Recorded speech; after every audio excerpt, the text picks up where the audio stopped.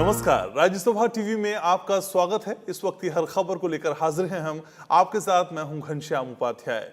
Bulletin में आपको बताएंगे कि केंद्र सरकार ने भारतीय सेना में महिला अधिकारियों की बड़ी भूमिका और उनके सशक्तिकरण की दिशा में एक और बड़ा फैसला लिया है। प्रधानमंत्री नरेंद्र मोदी ने 3000 करोड़ रुपए से ज्यादा की लागत वाली मणिपुर जलापूर्ति प्रोजेक्ट की वीडियो कॉन्फ्रेंसिंग के जरिए आधारशिला रखी। इसके साथ ही आपको बताएंगे कि केंद्रीय गृह मंत्री अमित शाह ने आज वृक्षारोपण अभियान 2020 का शुभारंभ किया। अभियान के तहत उन्होंने दिल्ली स्थित अपने आवास पर पौधारोपण भी किया। इन खबरों के साथ बात होगी इंडिया आइडियाज समिट की, जिसके दौरान अमेरिकी विदेश मंत्री माइक पोम्पियो ने भारत को अमेरिका का स्वाभाविक साझेदार बताया। इसके अलावा कोविड-19 से जुड़ी हर खबर पर रहेगी नजर। शुरुआत करते हैं बुलेटिन की।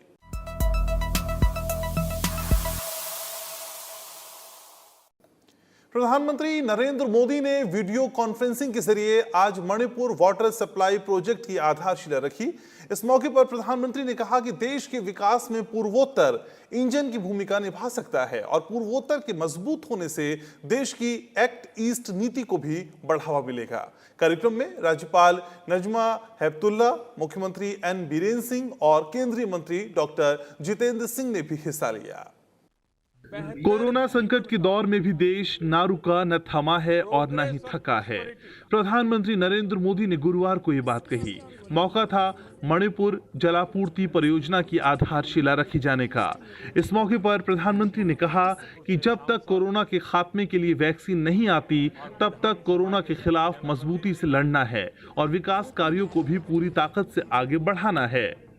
लॉकडाउन के दौरान मणिपुर के लोगों के लिए जरूरी इंतजाम हो या फिर उनको वापस लाने के लिए विशेष प्रबंध राज्य सरकार ने हर जरूरी कदम उठाए हैं। प्रधानमंत्री गरीब कल्याण अन्न योजना के तहत मणिपुर के करीब 25 लाख परिवार 25 लाख गरीब भाई बहनों को, यानी करीब करीब 5 लाख परिवार समझ लीजिए या 6 लाख परिवार समझ लीजिए, इन गरीब भाइयों बहनों को मुफ्त अनाज मिला है। इसी तरह 1.5 लाख से अधिक बहनों को उज्ज्वला योजना के तहत मुफ्त गैस सिलेंडर की सुविधा दी गई है।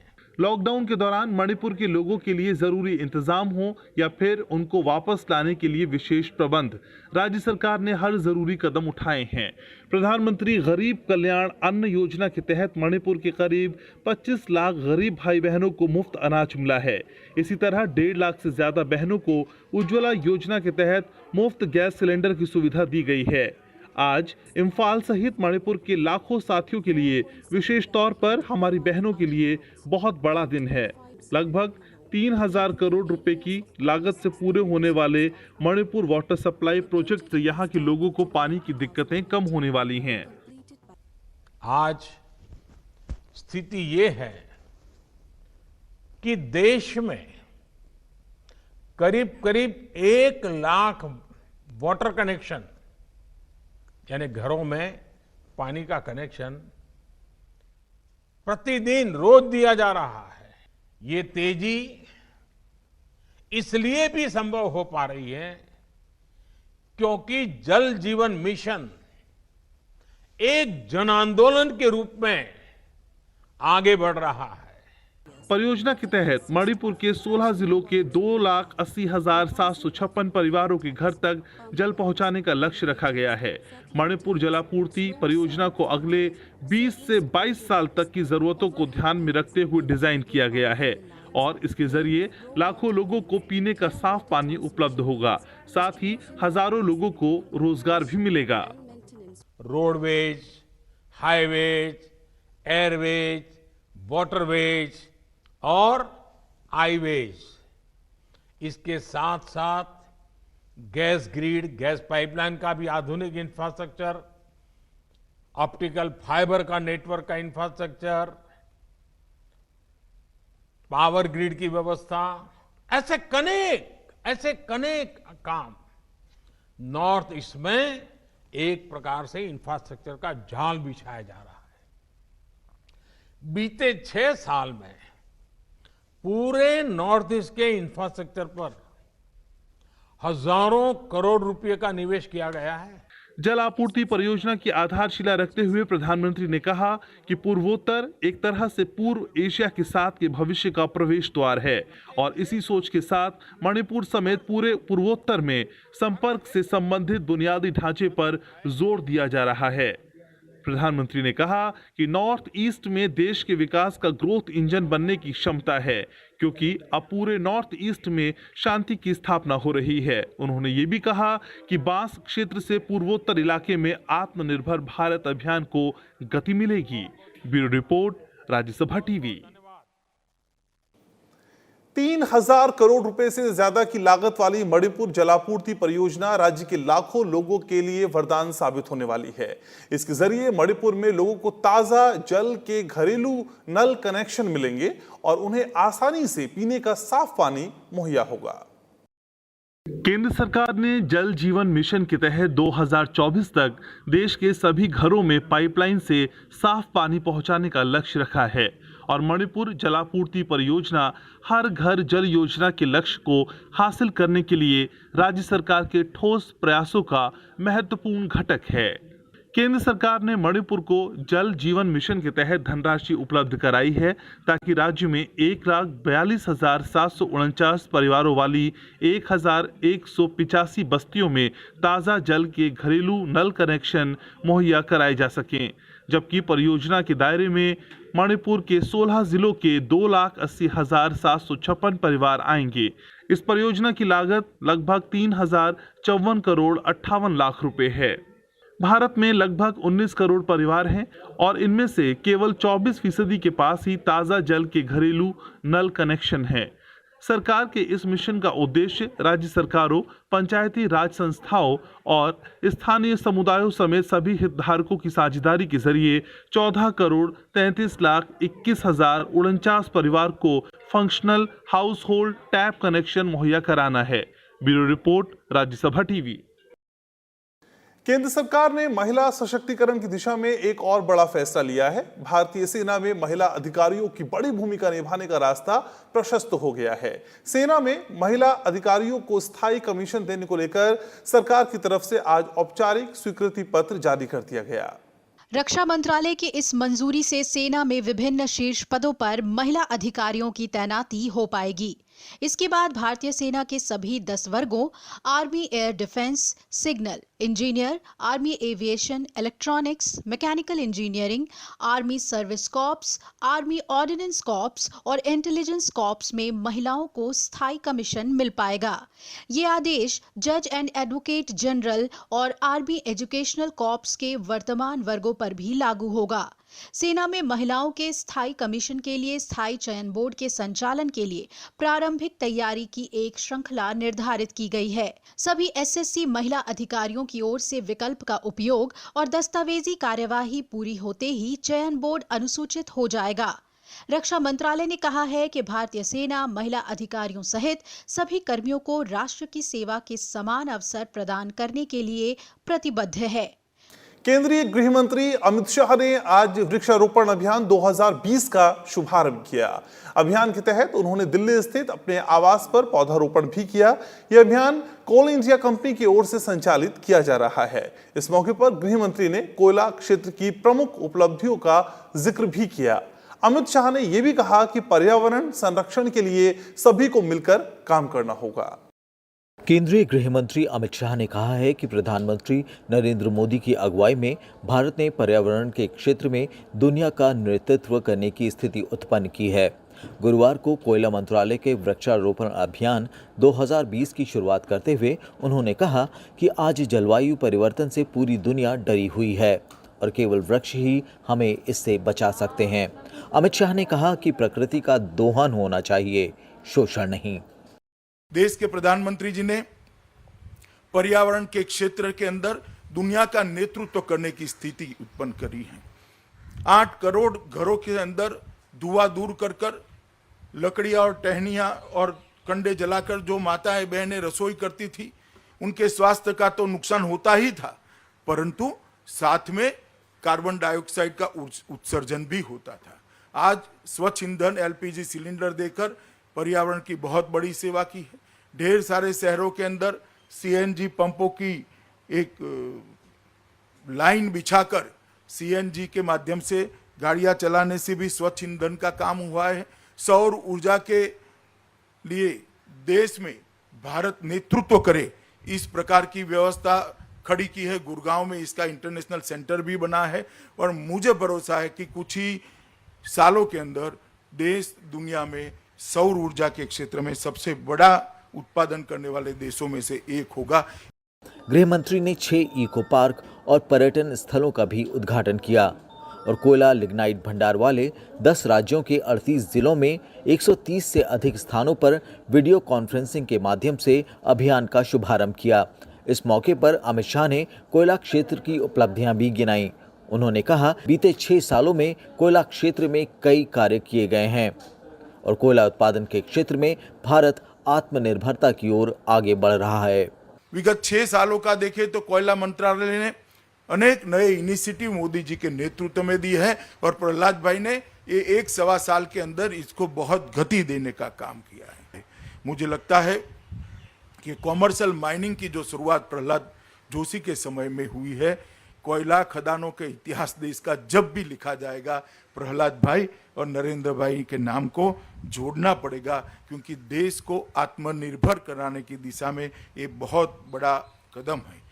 अमित शाह ने कहा कि कोयला मंत्रालय 2023-24 तक देश में 1 अरब टन कोयले के उत्पादन का लक्ष्य प्राप्त करने के लिए कृत संकल्प है। गृह मंत्री ने यह भी कहा कि सरकार की ओर से जिला खनिज कोष बनाए जाने से कोयला खदान इलाकों में लाखों लोगों के पुनर्वास में मदद मिली है। कार्यक्रम में केंद्रीय कोयला और खान मंत्री प्रहलाद जोशी भी मौजूद रहे। Bureau report, Rajya Sabha TV. प्रधानमंत्री नरेंद्र मोदी ने भारत को अवसरों का देश बताते हुए वैश्विक कंपनियों को कृषि, स्वास्थ्य, ऊर्जा और बुनियादी ढांचे समेत विभिन्न क्षेत्रों में निवेश के लिए आमंत्रित किया। इंडिया आइडियाज समिट को संबोधित करते हुए उन्होंने कहा कि अब समय आ गया है कि भारत अमेरिका भागीदारी दुनिया को कोरोना महामारी के बाद पटरी पर लाने में अहम भूमिका निभाए। आत्मनिर्भर भारत अभियान का जिक्र करते हुए प्रधानमंत्री ने कहा कि इससे भारत ही नहीं बल्कि दुनिया की समृद्धि का मार्ग प्रशस्त होगा। प्रधानमंत्री नरेंद्र मोदी ने अमेरिका भारत व्यापार परिषद की ओर से आयोजित इंडिया आइडियाज शिखर सम्मेलन को वीडियो कॉन्फ्रेंसिंग के जरिए संबोधित किया। वैश्विक निवेशकों को रक्षा, स्वास्थ्य, बीमा, कृषि समेत विभिन्न क्षेत्रों में निवेश का न्योता देते हुए उन्होंने कहा कि भारत में खुलेपन, अवसरों और विकल्पों का बढ़िया मेल उपलब्ध है। उन्होंने कहा कि भारत में अंतरिक्ष, सूचना प्रौद्योगिकी और बुनियादी ढांचा जैसे क्षेत्रों में निवेश के काफी अवसर हैं। उन्होंने कहा कि पिछले 6 सालों में भारत ने अपनी अर्थव्यवस्था को और खोलने और सुधार आधारित बनाने की दिशा में कई प्रयास किए हैं और ये भारत में निवेश का सबसे शानदार समय है। There is global optimism towards India. This is because India offers a perfect combination of openness, opportunities, and options. India is emerging as a land of opportunity. The options to invest in India are extensive. American investors often look out for the perfect timing to enter a sector or a country. To them, I would like to say, there has never been a better time to invest in India. प्रधानमंत्री नरेंद्र मोदी ने कहा कि corona काल में चालू वित्त वर्ष के दौरान अप्रैल-जुलाई के बीच भारत में अब तक 20 अरब डॉलर का FDI आ चुका है। उन्होंने दुनिया की अर्थव्यवस्थाओं को कोविड-19 महामारी जैसी आपातकालीन परिस्थितियों में खुद को निष्प्रभावी बनाने का मंत्र दिया। उन्होंने कहा कि वैश्विक अर्थव्यवस्थाओं को ऐसी परिस्थितियों से बचाने के लिए घरेलू आर्थिक क्षमताओं को मजबूत करना होगा। इसी कड़ी में प्रधानमंत्री ने आत्मनिर्भर भारत अभियान को भारत ही नहीं बल्कि वैश्विक अर्थव्यवस्था की मजबूती के नजरिए से भी महत्वपूर्ण बताया। global economic resilience can be achieved by stronger domestic economic capacities.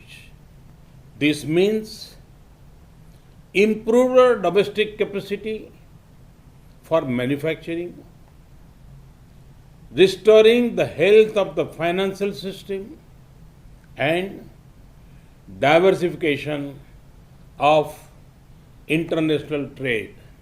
India is contributing towards a prosperous and resilient world through the clarion call of an Atmanirbhar Bharat. And for that, we await your partnership. प्रधानमंत्री ने भारत और America को स्वाभाविक मित्र बताया। उन्होंने कहा कि America Bharat की मित्रता गहरी है और अब समय आ गया है कि यह भागीदारी दुनिया को महामारी के बाद पटरी पर लाने में अहम भूमिका निभाए। And the USA are two vibrant democracies with shared values. We are natural partners.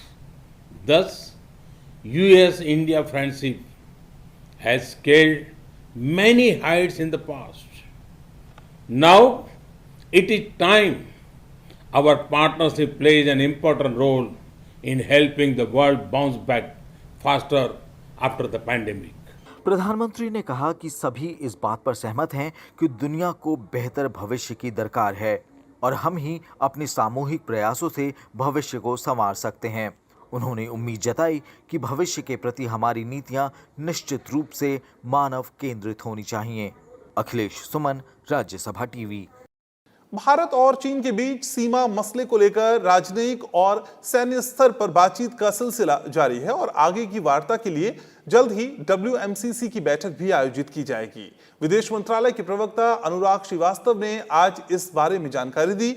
अनुराग श्रीवास्तव ने कहा कि WMCC की बैठक में दोनों देशों के सैनिकों की पूर्व निर्धारित जगह पर जाने की समीक्षा की जाएगी। उन्होंने ये भी कहा कि वास्तविक नियंत्रण रेखा पर भारत एक तरफा तरीके से किए गए किसी भी परिवर्तन को स्वीकार नहीं करेगा। भारत को उम्मीद है कि चीन इस मसले पर दोनों देशों के सीमा मामलों के विशेष प्रतिनिधियों के बीच हुई बातचीत के दौरान लिए गए निर्णयों को सुचारू रूप से लागू करेगा।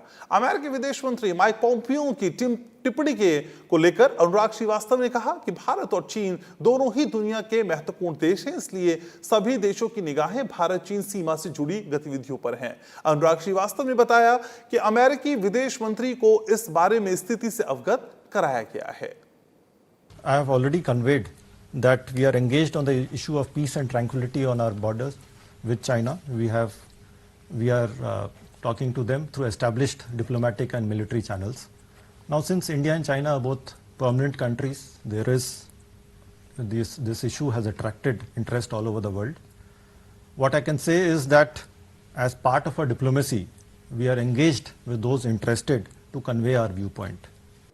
भारत और बांग्लादेश के बीच कारोबारी सहयोग में एक नया आयाम जुड़ा है। दोनों देशों के इतिहास में पहली बार कोलकाता से चला एक मालवाहक जहाज बांग्लादेश के चट्टग्राम पोर्ट होते हुए आज सुबह अगरतला पहुंचा। दोनों देशों के बीच व्यापारिक संबंधों को मजबूत करने के लिए जल मार्गों का इस्तेमाल एक महत्वपूर्ण कड़ी है और इसके लिए बांग्लादेश की प्रधानमंत्री शेख हसीना की पिछले साल भारत यात्रा के दौरान समझौता हुआ था। इस रूट के खुलने से बांग्लादेश और भारत के बीच व्यापारिक संबंध और भी मजबूत होंगे। साथ ही बांग्लादेश के रास्ते भारत के पूर्वोत्तर राज्यों में सामान भेजना काफी सुगम और किफायती होगा और इससे समय की काफी बचत भी होगी। इससे उत्तर पूर्वी क्षेत्र में विकास कार्यों में और मदद मिलेगी। This development is in line with the vision that the two countries have towards further strengthening their bilateral connectivity and a mutually beneficial partnership aimed at benefiting people on both sides. देश में corona virus के संक्रमण की रफ्तार लगातार बढ़ती ही जा रही है। भारत में वायरस से संक्रमित लोगों की संख्या 12 लाख के पार हो गई है। पिछले 3 दिन में 1,20,000 से ज्यादा केस सामने आए हैं। बीते 24 घंटे में 45,500 से ज्यादा नए मामले सामने आए हैं और 1,129 लोगों की मौत हुई है। राहत की बात यह है कि 7,82,000 से ज्यादा लोग ठीक हो चुके हैं, जिससे रिकवरी रेट 63.18% हो गया है। देश में कोरोना वायरस के संक्रमण की रफ्तार लगातार बढ़ती ही जा रही है। भारत में वायरस से संक्रमित लोगों की संख्या 12 लाख के पार हो गई है। पिछले 3 दिनों में 1,20,000 से अधिक केस सामने आए हैं और बीते 24 घंटे में 45,500 से अधिक नए मामले सामने आए हैं और 1,129 लोगों की मौत हुई है। राहत की बात यह है कि 7,82,000 से अधिक लोग ठीक हो चुके हैं, जिससे रिकवरी रेट 63.18% हो गया है। देश में बीते 24 घंटों में अब तक के सबसे ज्यादा 45,720 नए मामले सामने आए हैं। इसके साथ ही अब देश में कुल दर्ज मरीजों की संख्या 12 लाख के पार होकर 12,38,635 हो गई है। इतना ही नहीं, पिछले 24 घंटों में सबसे ज्यादा 1,129 लोगों की मौतें भी हुई हैं। अब तक हुई कुल मौतों का आंकड़ा 29,861 पर पहुंच गया है। लेकिन राहत की बात यह है कि अब तक कुल 7,82,607 लोग इस बीमारी से ठीक हो गए हैं और रिकवरी रेट 63.18% पर पहुंच गया है। पिछले 24 घंटे में 29,500 से अधिक लोग स्वस्थ हो गए हैं। अब देश में 4,26,167 सक्रिय मामले हैं। भारतीय चिकित्सा अनुसंधान परिषद यानी ICMR के मुताबिक 22 जुलाई तक टेस्ट किए गए कोरोना वायरस सैंपलों की कुल संख्या 1,50,75,369 है, जिनमें 3,50,823 सैंपलों का टेस्ट बीते 24 घंटों में किया गया। हाल के दिनों में महाराष्ट्र समेत दक्षिण भारत में कई राज्यों में कोरोना के केस तेजी से बढ़े हैं। महाराष्ट्र और तमिलनाडु में अब तक 5 लाख से ज्यादा केस सामने आ चुके हैं। बीते 24 घंटे में महाराष्ट्र 10,500 से ज्यादा मामले यहां सामने आए। तमिलनाडु की बात करें तो तमिलनाडु, आंध्र प्रदेश और कर्नाटक में भी कोरोना के मामलों की रफ्तार बढ़ गई है। सबसे ज्यादा कोरोना मरीजों की संख्या में तीसरे नंबर पर देश की राजधानी दिल्ली है। यहां 1,26,000 से ज्यादा केस हैं, लेकिन यहां नए कोरोना मरीजों की संख्या में गिरावट आई है और रिकवरी रेट 85% से ज्यादा है। पिछले 24 घंटे में जिन राज्यों में कोरोना के सबसे ज्यादा मामले सामने आए हैं, उनमें महाराष्ट्र, तमिलनाडु, आंध्र प्रदेश और कर्नाटक हैं। महाराष्ट्र में एक दिन में 10,500 से ज्यादा मामले आए हैं। राज्य में कुल कोरोना मरीजों का आंकड़ा 3,37,000 से ज्यादा है, जिसमें 12,556 लोगों की मौत हो चुकी है। अब तक 1,87,000 से ज्यादा मरीज ठीक हो चुके हैं, जबकि 1,37,000 से ज्यादा एक्टिव केस हैं। तमिलनाडु में बीते 24 घंटे में 5,849 नए कोरोना के मामले आए हैं। राज्य में कुल मरीजों की संख्या 1,86,492 है, जिसमें 3,144 लोगों की मौत हो चुकी है। अब तक 1,31,000 से ज्यादा मरीज ठीक हो चुके हैं, जबकि 51,000 से ज्यादा एक्टिव केस हैं। आंध्र प्रदेश में कोरोना वायरस से संक्रमित नए मरीजों की संख्या बीते 24 घंटे में 6,045 दर्ज हुई है। अब तक अस्पताल से कुल 32,127 मरीज डिस्चार्ज हुए हैं। राज्य में कुल एक्टिव मामले 31,763 हैं। राज्य में कुल 823 कोविड-19 मरीजों की मौत हुई है। कर्नाटक में कोरोना वायरस संक्रमण के रिकॉर्ड 4,764 नए मामले सामने आए हैं और 55 लोगों की मौत हो गई, जिसके बाद कुल संक्रमितों की संख्या राज्य में 75,833 और मृतकों की संख्या बढ़कर 1,519 हो गई। 24 घंटे में 1,780 मरीजों को स्वस्थ होने के बाद अस्पताल से छुट्टी मिली। उत्तर प्रदेश में कोविड-19 संक्रमण के 2,308 नए मामलों के साथ संक्रमित मरीजों की संख्या 55,558 पहुंच चुकी है। 34 और मरीजों की मौत होने से मृतकों की संख्या 1,263 हो गई है। राज्य में अब तक 33,500 रोगी ठीक होकर अपने घर जा चुके हैं। इसके अलावा पश्चिम बंगाल में करीब 2,300 कोरोना के नए मरीज सामने आए हैं। बिहार और असम में 1,400 नए मामले दर्ज किए गए। वहीं गुजरात, ओडिशा और केरल में 1,000 से ज्यादा कोरोना के नए केस सामने आए हैं। Bureau report, Rajya Sabha TV. दुनिया की अग्रणी वैक्सीन निर्माता कंपनियों में शामिल भारतीय company serum institute of India ने उम्मीद जताई है कि ऑक्सफोर्ड यूनिवर्सिटी और एस्ट्राजेनेका की कोरोना वैक्सीन का ट्रायल अगस्त महीने के आखिर में शुरू हो जाएगा। कंपनी के सीईओ अदार पूनावाला ने कहा कि भारत के दवा महानियंत्रक से अनुमति मिलने के बाद वैक्सीन का फेज 3 ट्रायल अगस्त में शुरू किया जाएगा। वहीं दिल्ली स्थित निजी प्रयोगशाला डॉक्टर डैंग्स लैब को भारत के स्वदेशी कोविड-19 वैक्सीन उम्मीदवार कोवैक्सीन के मानव नैदानिक परीक्षणों के लिए केंद्रीय प्रयोगशाला के रूप में चुना गया है। डॉक्टर डैंग्स लैब का कहना है कि उन्होंने परीक्षण के लिए भारत बायोटेक के साथ साझेदारी की है। वैक्सीन को आईसीएमआर और नेशनल इंस्टीट्यूट ऑफ बायोलॉजिकल के सहयोग से भारत बायोटेक द्वारा विकसित और निर्मित किया जा रहा है। सुप्रीम कोर्ट ने गुरुवार को राजस्थान विधानसभा अध्यक्ष की याचिका पर सुनवाई करते हुए राजस्थान हाईकोर्ट के आदेश पर रोक लगाने से इनकार कर दिया है। हालांकि कोर्ट ने यह स्पष्ट कर दिया कि कांग्रेस नेता सचिन पायलट और उनके गुट के 18 विधायकों के खिलाफ कार्रवाई के मामले में राजस्थान हाईकोर्ट का कोई भी फैसला शीर्ष अदालत के अंतिम निर्णय पर निर्भर करेगा। मामले की अगली सुनवाई सोमवार को होगी। सुप्रीम कोर्ट की 3 जजों की खंडपीठ सुनवाई करते हुए राजस्थान विधानसभा अध्यक्ष से सचिन पायलट और 18 विधायकों के खिलाफ अयोग्यता कार्यवाही शुरू करने की वजह पूछ रही है। कोर्ट ने कहा ये कोई साधारण मामला नहीं है, ये विधायक निर्वाचित प्रतिनिधि हैं। कोर्ट ने कहा कि विरोध की आवाज को लोकतंत्र में दबाया नहीं जा सकता। प्रवर्तन निदेशालय ने केरल सोना तस्करी मामले में धन शोधन की शिकायत दर्ज की है। अधिकारियों ने जानकारी देते हुए कहा कि एजेंसी ने इससे पहले दर्ज की गई एनआईए की प्राथमिकी का अध्ययन करने के बाद प्रवर्तन मामला सूचना रिपोर्ट दर्ज की है, जो पुलिस प्राथमिकी के समान है। अधिकारियों ने कहा कि ईडी ने धन शोधन निवारण अधिनियम के तहत मामला दर्ज किया है और वो आरोपियों के बयान दर्ज करेगा।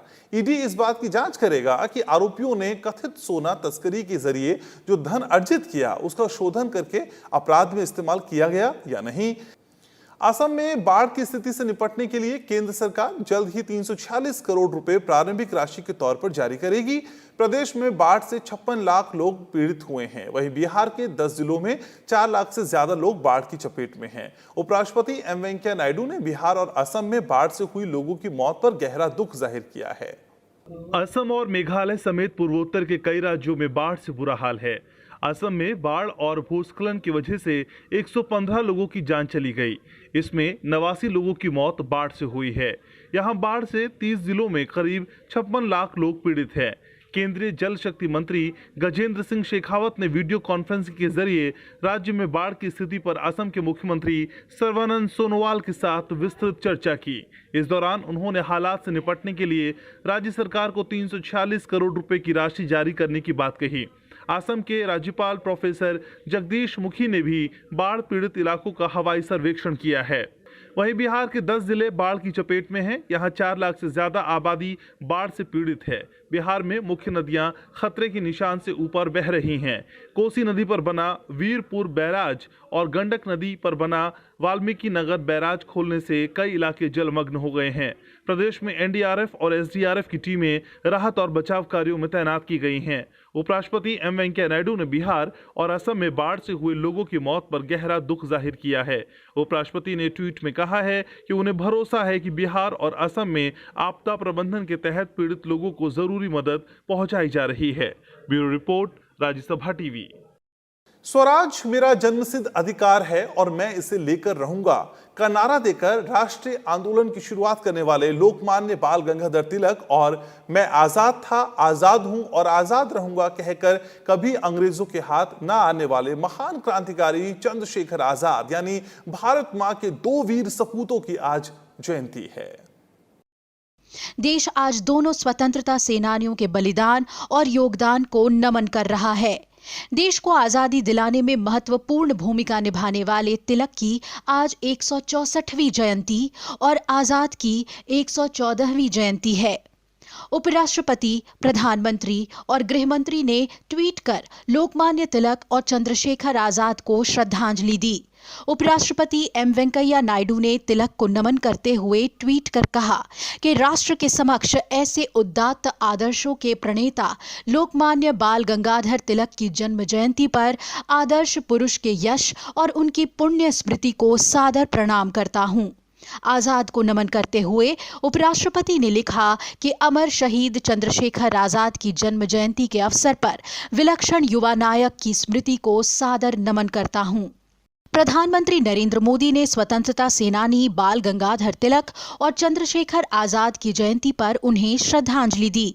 पीएम मोदी ने ट्वीट किया कि भारत मां के 2 वीर सपूत लोकमान्य बाल गंगाधर तिलक और चंद्रशेखर आजाद को उनकी जन्म जयंती पर शत शत नमन। वहीं केंद्रीय गृह मंत्री अमित शाह ने ट्वीट किया कि लोकमान्य बाल गंगाधर तिलक जी ने अपने विचारों से स्वाधीनता के संघर्ष कर रहे भारत को नई दिशा प्रदान की। उन्होंने स्वराज मेरा जन्म सिद्ध अधिकार है और मैं इसे लेकर रहूंगा का नारा देकर भारत के जन जन को स्वतंत्रता संग्राम से जोड़ा, जो धीरे धीरे पूरे भारत की सोच बन गया। अमित शाह ने आजाद के लिए लिखा कि उनके हृदय में देश व मातृभूमि के लिए इतना प्रेम था कि उन्होंने बहुत छोटी उम्र से ही अंग्रेजों के विरुद्ध लोहा लेना शुरू किया और फिर अपना संपूर्ण जीवन देश की स्वतंत्रता के लिए समर्पित कर दिया। 23 जुलाई 1856 को महाराष्ट्र के रत्नागिरी में बाल गंगाधर तिलक का जन्म हुआ था और चंद्रशेखर आजाद का भी आज ही के दिन 1906 में मध्य प्रदेश में जन्म हुआ था। बाल गंगाधर तिलक और क्रांतिकारी चंद्रशेखर आजाद के बलिदान और योगदान को देश सदा याद रखेगा। तो इन तमाम खबरों के साथ इस बुलेटिन में फिलहाल के लिए मेरे साथ इतना ही। आप अपना ख्याल रखिए, अपनों का ख्याल रखिए और देखते रहिए राज्यसभा टीवी। नमस्कार।